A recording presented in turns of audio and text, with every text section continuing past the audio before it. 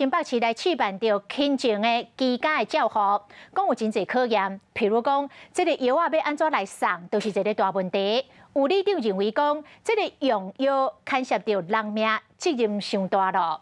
专家是建议讲，会当互诊所第一线的人员派送这个药品，但是前提是药的数量都要有够。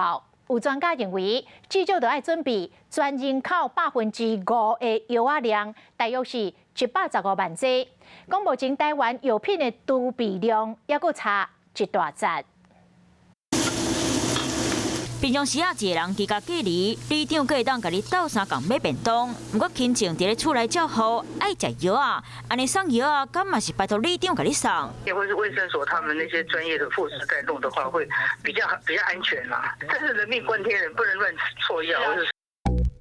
美国和新加坡摕医水处方去药局领药啊，不过韩国是医生网络问诊，3点钟后甲药啊送到恁兜。新拍头阵推动轻症居家照护的新北市，按算请社区药局，甲药啊送去指定的所在。以台湾即马药的分量，辉瑞和默沙东的药啊，差不多3-4千份的分量。那瑞德西韦注射的药啊，有16000份的分量，安尼敢真正无问题。假如说以台湾的人口密度来讲，备药应该要到5%左右会比较安全一点。卫生部中区指挥官黄国斌认为，差不多爱115万剂的药的量，才能安心推动轻症伫咧厝内照护。